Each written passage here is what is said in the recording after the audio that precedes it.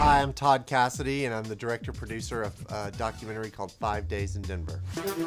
We've been organizing for this event since we learned that the DNC would be coming to Denver. We're going to be marching in these streets and say no to this two-party system that's continuing the killing around this world.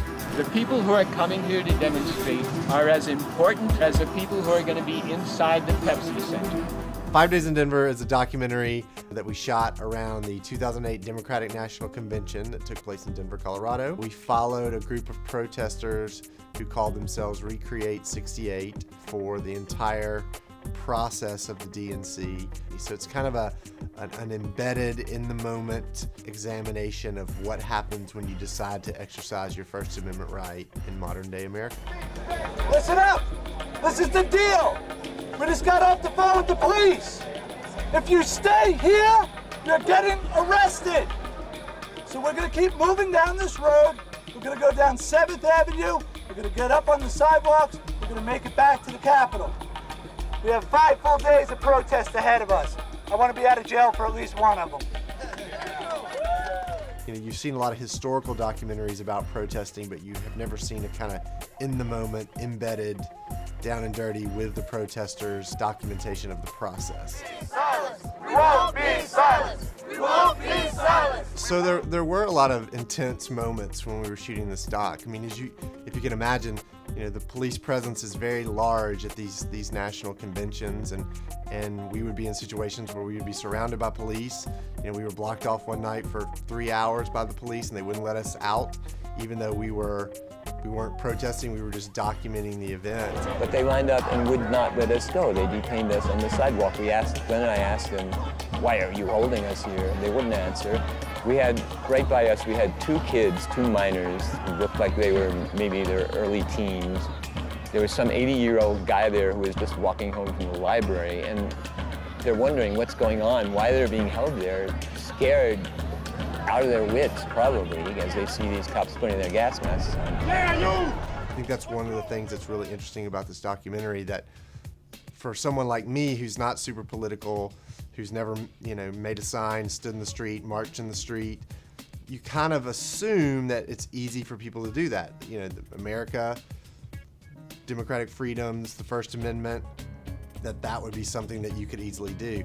It was very surprising to see how difficult it actually is and how strong the police presence and I really think you could say the suppression of free speech that does happen during a big political event like that.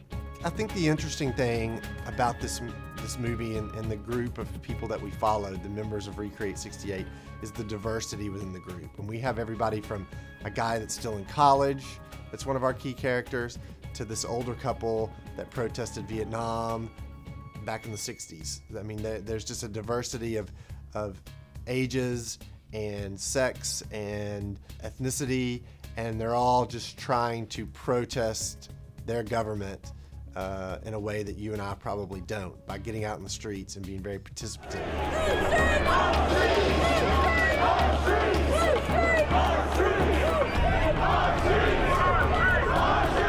I think when you start making a film, especially one that's a documentary with a heavy subject matter like mine has, you kind of have these sort of grandiose expectation that it's going to be really, you know, an eye-opening film. But the problem is getting the widest possible audience, and it's really tough. I mean, there's no easy way to get your film out there and seen by the maximum number of people. So you've got to keep working and keep reaching out and keep knocking on doors and keep trying to find distribution and keep trying to get your Facebook numbers up.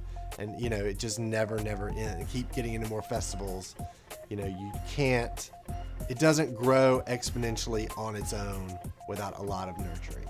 I think despite the fact that it's hard and it's expensive and it's difficult and it's frustrating sometimes and you have to start and stop a lot, now that I'm on the backside of it in the process of trying to get distribution and promoting it and whatever, I am finding though that it's very intrinsically rewarding.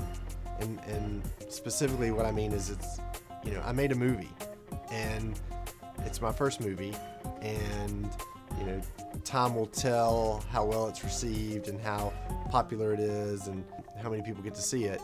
But intrinsically, it's like I'm really pleased with the fact that I actually finished a film.